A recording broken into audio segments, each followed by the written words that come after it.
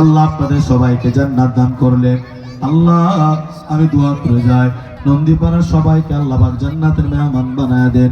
আওয়াজ করে বলা যাবে কি আমিন।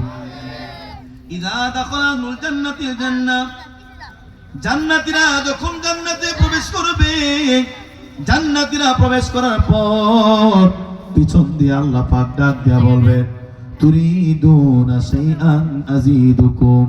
শুরুটা না শুনলে বুঝবেন না, আমি দেখতেছি আপনারা কোন দিকে তাকাইতেছেন। এত মনোযোগ করে হাদিস বলা যায় কোন ভাই? কলিজার টুকরা মুসলমান ভাইরে আমার, একজন জান্নাতীরা যখন জান্নাতের মধ্যে প্রবেশ করবে, পিছন দিয়ে আল্লাহ পাক ডাক দিয়া বলবেন তুরিদুনা শাইআন আযীদুকুম। এ বান্দা জান্নাতে প্রবেশ করলি, আমি আল্লাহ তোমাদেরকে আরো কিছু বাড়িয়ে দিতে চাই, তোমাদের লাগবো নি, লাগলে লয়া যাও। আওয়াজ করে বলুন না আল্লাহু আকবার। আল্লাহ পাক রব্বুল আলামিন এই কথা বলার পর জান্নাতে আল্লাহকে ডাক দেয়া বলবে আল্লাহ জান্নাত আপনার কাছে চেয়েছিলাম, আমরা জান্নাত পেয়েছি, আয় আল্লাহ আর কি চাইতে পারি? আল্লাহ আমাদের আর কিছু চাওয়ার নাই, আমাদের সর্বোচ্চ চাওয়া ছিল জান্নাত। আল্লাহ আমরা জান্নাত পেয়েছি, আমরা আপনার কাছে আর কিছু চাই না। তখন জান্নাতীরা আল্লাহ পাক রব্বুল আলামিনকে তিনটা প্রশ্ন করবে। এক নাম্বার প্রশ্ন আলাম তুদখিলনাল জান্নাহ, আল্লাহ আপনি কি আমাদেরকে আজকে জান্নাতে প্রবেশ করার নাই? আল্লাহ বলবেন হ্যাঁ, আমি তোমাদেরকে জান্নাতে প্রবেশ করিয়েছি। দুই নাম্বার আল্লাহ পাক রব্বুল আলামিনকে জান্নাতীরা বলবে আলাম তুবাইয়িদ ওয়ুজুহানা, আল্লাহ আপনি কি আজকে আমাদের চেহারাকে উজ্জ্বল করেন নাই? আল্লাহ বলবেন হ্যাঁ, আমি তোমাদের চেহারাকে আজকে উজ্জ্বল করেছি। উবাইয়িদু ওয়ুজুহাকুম মিনাল কতরা, আমি আজকে ধুলি দূষরিত থেকে তোমাদের চেহারাকে উজ্জ্বল করে দিয়েছি। জান্নাতীরা তিন নম্বর প্রশ্ন আল্লাহ পাক রব্বুল আলামিনকে করবে আলাম তুনাজ্জিনা মিনান নার, আয় আল্লাহ ইয়া রাব্বাল আলামিন ওয়া ইয়া আহকামাল হাকিমিন, আয় আল্লাহ আমরা আপনার জান্নাত চেয়েছিলাম, আল্লাহ আমরা জান্নাত পেয়েছি, আজকে আপনি আমাদের চেহারাকে উজ্জ্বল করে দিয়েছেন। একটু খেয়াল করে শুনেন ভাই, শেষ হাদিস। আজকের মাহফিলের প্রধান অতিথি যিনি চলে আসছেন আলহামদুলিল্লাহ অত্যন্ত ভালো হৃদয়ের মানুষ, এটা শুরুতেই তিনি একটা পরিচয় দিয়েছেন। যদিও আমরা ওনার জন্য চেয়ার, ওনার আসন রেখেছি আলহামদুলিল্লাহ, কিন্তু আপনাদের সম্মানার্থে, ওলামায়ে কেরামের সম্মানার্থে তিনি বললেন আমি সবার সাথে বসে গেলাম। আল্লাহ পাক আমার ভাইকে কবুল করেন, বলেন আমিন। আরো জোরে বলেন আমিন। আরে ভাই গাছ দেখলে, গাছের গোড়া দেখলে বোঝা যায় গাছের উপরে কি অবস্থা, চেহারা দেখলে বোঝা যায় যে এই মানুষটি দিয়ে কি হবে। আমি দোয়া করে যাই আল্লাহ পাক হাবিব ভাইকে কবুল করেন, বলেন আমিন। আপনাদের জনগণের খাদেম বানায় দেন, কোন আমিন। জনগণের নেতা না, কি না বলেন, জনগণের কি না নেতা না, আমার ভাইকে আল্লাহ পাক জনগণের খাদেম বানায় দেন, কোন আমিন। এই জন্য মক্কা মদিনার আপনারা জানেন কিনা, আমাদের আর কিছুর প্রয়োজন নাই। জান্নাতীরা যখন জান্নাতে চলে যাবে, এখন জিবরিল আল্লাহ পাক রব্বুল আলামিন এই কথা বলার পর জিবরিল আলাইহিস সালাতু ওয়াস সালাম জান্নাতীদেরকে স্মরণ করায় দিবে, আল্লাহ দিতে চাইলো তোমরা নিলা না, আরো তো অনেক কিছু নেওয়ার বাকি আছে। জিবরিল আলাইহিস সালাতু ওয়াস সালাম বলবেন মায়ের পেটে ছিলা 10 মাস 10 দিন, এরপরে দুনিয়ায় গেলাম, হাত পা দিও, এরপরে তোমার চোখ দিয়া তুমি দেখলা, কান দিয়া শুনলা, হাত দিয়া ধরলা, দুনিয়ার জিন্দেগিতে তুমি কত মজা আস্বাদন করলা। একজন মানুষ বাবা হয়েছো, একজন মানুষ দাদা হয়েছো, একজন মানুষ নানা হয়েছো, একজন মানুষ ভাই হয়েছো, একজন মানুষ চাচা হয়েছো, কত রকমের ডাক তুমি আস্বাদন করেছো। আল্লাহ পাক রব্বুল আলামিনের ফেরেশতা জিবরিল আলাইহিস সালাতু ওয়াস সালাম বলবে এই যে আজকে তোমরা জান্নাতে ঢুকলা, তোমাদেরকে জান্নাতে কে ঢোকাইছেন? তখন জান্নাতীরা বলবে আল্লাহ ঢোকাইছেন। এখন জিবরিল ডাক দেয়া বলবে এ জান্নাতীরা, ইয়া আহলাল জান্নাহ, জান্নাতীরা তখন ডাক দেয়া বলবে লাব্বাইক, আমরা হাজির, আমরা উপস্থিত। তখন জিবরিল আলাইহিস সালাতু ওয়াস সালাম বলবে এত কিছু যিনি দিলেন, ও জান্নাতীরা বলো সেই আল্লাহকে এখনো একবার দেখছনি? জান্নাতীরা সবাই দাঁড়ায় বলবে জিবরিল এত কিছু পাইলাম, এখনো আল্লাহকে দেখতে পারি নাই, আমরা দুই চোখ দিয়া আল্লাহকে দেখতে চাই। জোরে জোরে কন্যা আল্লাহু আকবার। কলিজার ভাইরে আমার, মুসলিম শরীফের 181 নম্বর হাদিস। জান্নাতীরা যখন এই কথা বলবে, আল্লাহ পাক রব্বুল আলামিন বলেন, ক্বালা ফায়াকশিফুল হিজাব বাইনাল্লাহ ওয়া বাইনা আবদিহি, বান্দার সামনে এবং আল্লাহর সামনে যতগুলো পর্দা আছে সব পর্দাগুলো উঠে যাবে, আর জান্নাতীরা ফেল ফেল করে আল্লাহর দিকে তাকায়া থাকবে। জোরে জোরে কন্যা আল্লাহু আকবার। এ কলিজার টুকরা ভাইরা আমার, এ নন্দীপাড়ার মুসলমান, জামিয়াতুন নূর তাহফিজুল কোরআন মহিলা মাদ্রাসার উদ্যোগে আজকে যে মাহফিলটা হচ্ছে, আমি দোয়া করি আল্লাহ মেহেরবানি করে এই মাহফিলটা তুমি কবুল করে নাও। একবার মুহাব্বত করে বলুন আমিন। অনেক মায়ের সন্তান, অনেক বাবার সন্তান এখানে হাজির হয়েছেন। ও কলিজার ভাই আমার, আপনাদের মাদ্রাসা একটা প্রবীণ মাদ্রাসা, অনেক বড় একজন আলেম এই মাদ্রাসার উপদেষ্টার দায়িত্বে, সভাপতির দায়িত্বে রয়েছেন। ভাইরে, আমি এই মাদ্রাসা সম্পর্কে একটু ভালো জানি। আর্থিক অবস্থা তেমন ভালো না, বড় কঠিন অবস্থা। উপরে বাদ দেন, আমার কথাগুলো আজকে আপনি নিয়ে যান। আমার আজকে যদি আপনি তওবা করে ইস্তিগফার করে এখান থেকে নিজেকে বাঁচাইয়া, গুনাহ থেকে বাঁচাইয়া তওবা করে যাইতে পারেন, আল্লাহ আজকের এই 2026 সালের নতুন বছর শুরু, ও মালিক এই 8 জানুয়ারি মাহফিল থেকে তওবা করে ফিরে যাচ্ছি, আর কোনোদিন গুনাহের দিকে পুনরাবৃত্তি করব না, দ্বিতীয়বার আর কোনোদিন গুনাহ করব না। এমন একটা তওবা যদি আমি আপনি করতে পারি, আপনাকে আমাকে যিনি জান্নাত দান করবেন, আওয়াজ করে বলা যাবে কি তিনি কে? বুখারী শরীফের 4502 নম্বর হাদিস।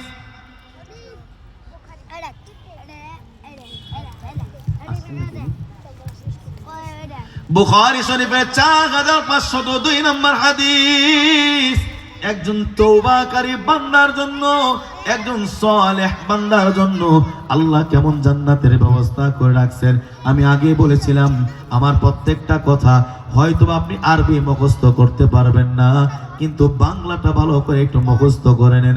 বাসাতে যাইয়া নিজের সন্তানকে বুকের মধ্যে জড়াইয়া এই কথাগুলো শুনবেন, শোনাইবেন। আপনার মেয়েকে বুকটার মধ্যে নিয়ে বলবেন, মারে আজকে এই কথাগুলো মুখস্থ করে আসছি, কথাগুলো শোনো, তুমিও জাহান্নাম থেকে বাঁচো মা, আমারও জাহান্নাম থেকে বাঁচাও। নিজের স্ত্রী এই কথাগুলো শোনাইবেন। এই জন্য আজকের এই বাংলা কথাটা মুখস্থ করে নিয়ে যান। আল্লাহ পাক একজন তওবাকারী বান্দার জন্য কেমন জান্নাতের ব্যবস্থা করে রাখছেন। বুখারীর 4502 নম্বর হাদিস। হাদিস বর্ণনাকারী হযরত আবু হুরায়রা রাদিয়াল্লাহু তাআলা আনহু থেকে বর্ণিত। হাদিসটা হাদিসে কুদসি। হাদিসে কুদসি কাকে বলা হয়? সরাসরি আল্লাহর কথা জবান দিয়ে বর্ণনা করেন আমার আপনার নবী। আল্লাহ তাআলা নবী বলেন, আল্লাহ বলেছেন, আ'আদাতু লিইবাদিয়াস সালিহিন মা লা আইনুন রাআত ওয়ালা উযুনুন সামিআত ওয়ালা খাতারা আলা কলবি বাশার।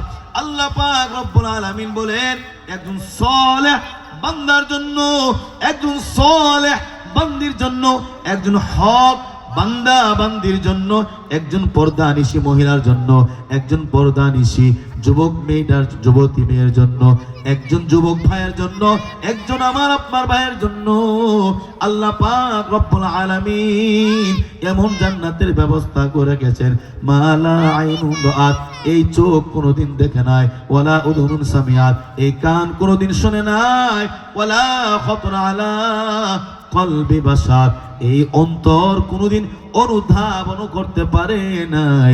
আল্লাহ আপনার আর আমার জন্য কেমন জান্নাতের ব্যবস্থা করে রেখেছেন, জোরে জোরে বলেন না আল্লাহু আকবার। কলিজার ভাইরা আমার, আপনাদেরকে কয়েকটা হাদিসের তরজমা করে যাচ্ছি, ব্যাখ্যা করার, এই হাদিসের তাফসীর করার যোগ্যতা আমার নাই, শুধু মুখস্থ কইরা এসে আপনাদেরকে শোনা যাইতেছি। এটা ভাববেন না আমি বড় বক্তা, এটা ভাববেন না আমার বড় যোগ্যতা, শুধু মুখস্থ কইরা এসে আপনাদেরকে ডেলিভারি দিয়ে গেলাম। কলিজার ভাইরা আমার, ব্যাখ্যা করার যোগ্যতা আমার তেমন নাই। আল্লাহ পাক কেমন জান্নাতের ব্যবস্থা আপনার আমার জন্য করে রাখছেন। বুখারী শরীফের 6553 নম্বর হাদিস, শুধু এই কথাটা শুনবেন। কলিজার ভাইরা আমার, আল্লাহ পাক রব্বুল আলামিন জানা দিলেন একজন মানুষ যখন তওবা করে জান্নাতের মধ্যে ঢুকবে, একজন মানুষ 5 ওয়াক্ত নামাজ পড়ে, কোনদিন নামাজ ছাড়ে না, একজন যুবক কোনদিন তার চোখ দিয়ে গুনাহ করে না, কোনদিন অন্য মহিলার অন্য মেয়ের দিকে তাকায় না, একটা মেয়ে কোনো অন্য পুরুষের দিকে তাকায় না, এমন একজন সালেহ ব্যক্তি যখন জান্নাতের মধ্যে ঢুকবে, তার জান্নাতের শুরুর অবস্থা কেমন থাকবে একটু খেয়াল করে শোনেন। ওই যে আপনার যে গেটটা পার হয়ে আসছেন, একটা স্টিলের গেট মনে আছে, একটা স্টিলের গেট পার হয়ে আসছেন না, এই যে স্টিলের গেট দেখেন তো একটু পিছন দিয়ে, সবাই একটু তাকান তাহলে বুঝবেন স্টিলের গেট আছে, আছে পাশে একটা গাছ আছে, আসেনি, এই গাছটার সাথে মিলবে ভালো, আজকে আপনি বুঝতে পারবেন ভালো। তা আপনি যখন গেট দিয়ে ঢুকছেন, এই গাছটা ডান দিকে পড়ছে না বাম দিকে পড়ছে? সুবহানাল্লাহ। হাদিসের মধ্যে ব্যাখ্যায় ইবনে হাজার আসকালানী রাহমাতুল্লাহি আলাইহি বলেন, জান্নাতে ঢোকার সঙ্গে সঙ্গে জান্নাতে একটা গাছ থাকবে, আর ওই গাছটা ডান দিকে রোপণ করা থাকবে। আল্লাহু আকবার বলেন। উদাহরণ দিতে সহজ হবে। আল্লাহ পাক রব্বুল আলামিন নবী বললেন, একজন জান্নাতি যখন জান্নাতের মধ্যে ঢুকবে, জান্নাতের মধ্যে ঢোকার পর জান্নাতের দরজাটা যেমন নিচিতলাতে অন্ধকার তুমি কারলা গিয়া সাজাইলা রে বাড়ি ঘর, পাগল মন আমার তুমি কারলা গিয়া করলা রে সুখের ঘর। নন্দীপাড়ার মুসলমান তুমি কারলা গিয়া সাজাইলা রে বাসর ঘর। আরে ভাই বলো বন্ধু বলো, নয়তো কেওয়া পন তোমার। আমাদের আপন যিনি তিনি কে? জোরে বলবেন, আমাদের আপন যিনি তিনি কে? আওয়াজ করে বলুন, কে? ভাই বলো বন্ধু বলো, নয়তো কেওয়া পন তোমার। দু চারটা দিন কেঁদে কে হো, দু চারটা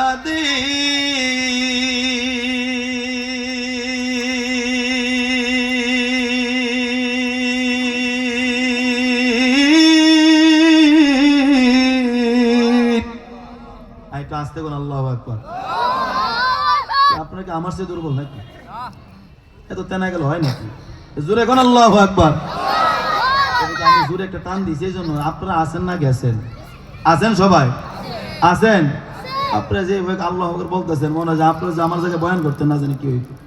অহংকার নামে ডিসেম্বর মাসে 31 দিনে মাহফিল করা লাগছে আমার 48টা। আপনারা দুর্বল হয়ে গেলে হবে নাকি? আপনাদেরকে ইনকিলাব ইনসাফের জন্য লড়াই করতে হবে না? যদি হবে না, হাদির বিচারের জন্য আপনাদেরকে আবার নতুন করে লড়তে হবে। কারণ আমরা যা দেখতেছি, এই বাংলাদেশে নতুন করে আবার না লড়লে আমাদের প্রিয় কলিজার টুকরা শরীফ ওসমান হাদির বিচার হবে না। কথা বলেন ঠিক কিনা? হাদির বিচার চাই কি চাই না? হে ভাই, কলিজা দিয়ে বলবেন, যে লোক আপনারা হারাইছেন, যে লোক ইনসাফওয়ালা লোক আমরা হারাইছি, আগামী 100 বছর এমন ইনসাফকার লোক আমাদের দেশে এরকম সত্যের লাঠি হাতি নিয়ে জন্ম হবে কিনা সন্দেহ আছে। সুতরাং হাদি ভাই শুধু আমাদের কাছে আর কিচ্ছু চাই নাই, কোনো কিছুই চাই নাই। চাইছে কি? কি চাইছিল? যে আমার এদিকে মায়েরা ফেলা, শুধু আমার বিচারটা করেন। এটা যদি আমরা এই বাংলার 18 কোটি মানুষ আদায় করতে না পারি, মনে রাখবেন পরশুদিন আপনার ভাই বললেও তার বিচার হবে না। যেমন গতকালকে যুবদলে এক লোককে মারা হয়েছে, একজন বলতেছে এটা অনাকাঙ্ক্ষিত ঘটনা, আর কত করে বোকা পাইছেন। মনে রাখবেন, এই বাংলাদেশে প্রত্যেকটার বিচার আমাদের এই বাংলার কাঠগড়ায় আদায় হবেই হবে। কথা বলুন ঠিক কিনা? বলেন ইনকিলাব ইনকিলাব। জোরে বলেন ইনকিলাব ইনকিলাব। আছেন তো সবাই ইনশাআল্লাহ? সত্যের পক্ষে আছেন তো ইনশাআল্লাহ? তাহলে সত্যের পক্ষে যদি আপনারা থাকেন, সত্যের পক্ষে যদি লড়তে চান, আজকের এই নন্দীপাড়া বনশ্রী রামপুরা মুসলমানদেরকে বইলা যায়, যতদিন পর্যন্ত বাংলার এই জমিনে শরীফ ওসমান হাদির বিচার না হবে ততদিন পর্যন্ত আমাদের সংগ্রাম চলবেই চলবেই। অন্যথায় আরেকটা অভ্যুত্থান গড়ে তুলবো, কিন্তু এই জমিনে হাদির বিচার কায়েম করেই ছাড়বো ইনশাআল্লাহ। ঠিক কিনা বলেন? ঠিক বলে বসে থাকবেন না আছেন?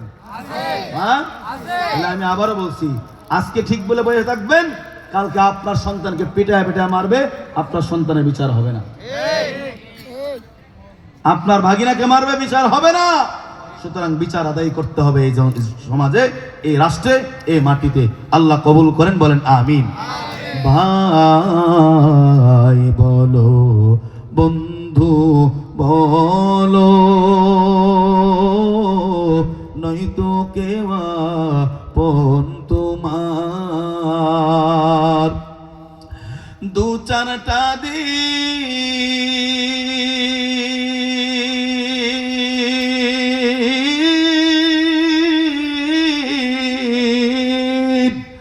দু চারটা দিন কেঁদে কেহ রাখবে না যে, খোঁজ খবর তুমি কারলা গিয়া সাজাইলা রে বাড়ি ঘর। পাগল মন আমার তুমি কারলা গিয়া সাজাইলা রে সুখের ঘর। উপর তলায় বাতি জ্বলে, উপর তলায়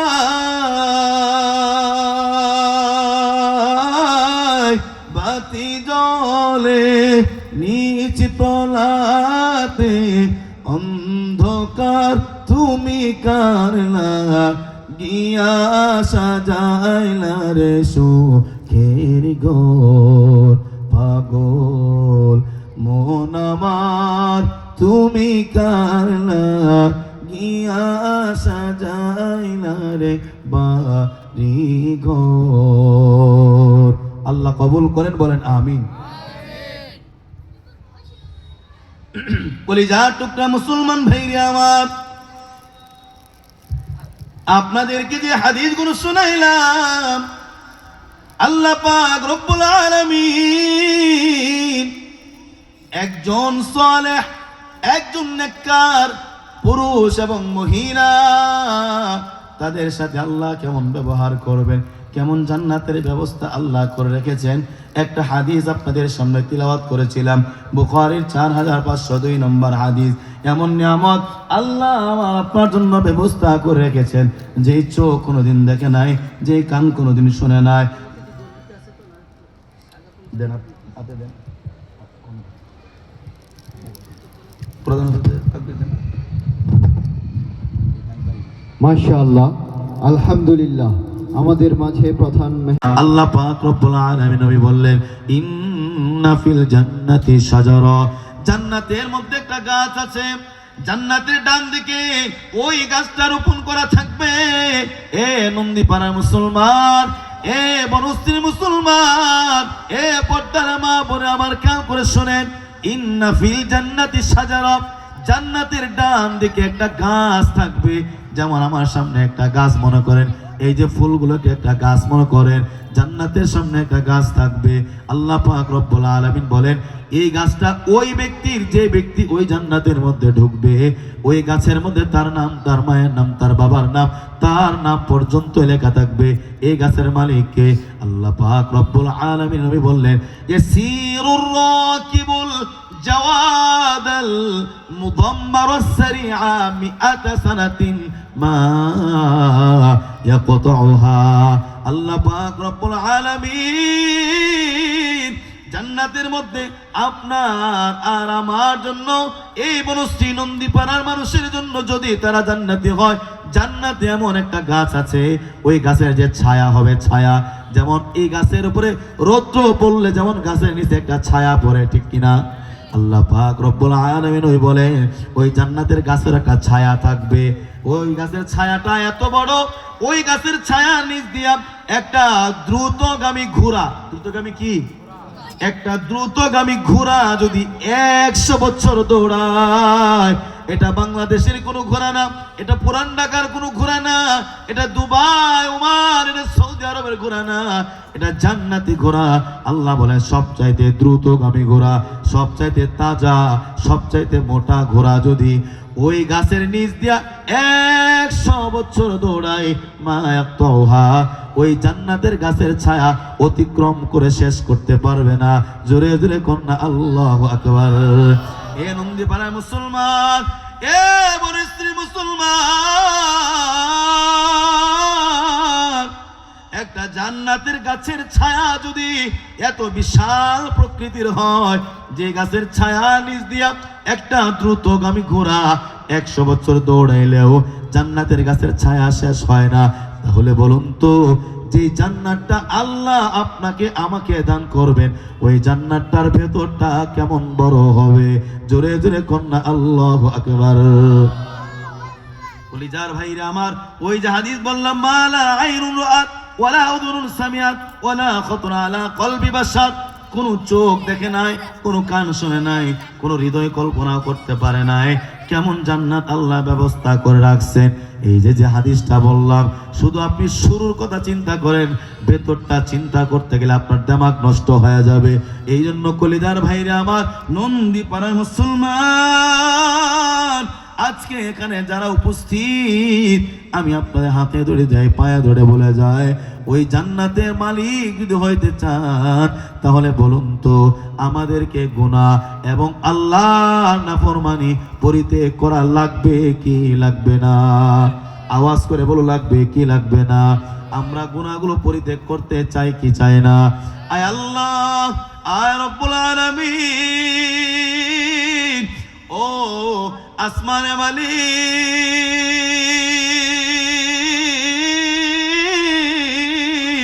আয় আল্লাহ, আয় আল্লাহ, মাওলানা কারীম, অসুস্থ শরীর নিয়া আজকে যে কথাগুলো আমার নন্দীপাড়ার ভাইদের সামনে বলে গেলাম, আল্লাহ মেহেরবানি করে আমার প্রত্যেকটা কলেজার ভাইদেরকে, বিশেষ করে যুবক ভাইদেরকে, পর্দার মা বোনদেরকে তুমি কবুল করে নিও, গুনাহগুলো পরিত্যাগ করার তৌফিক দিও। আওয়াজ করে জোরে জোরে বলা যাবে কি আমিন?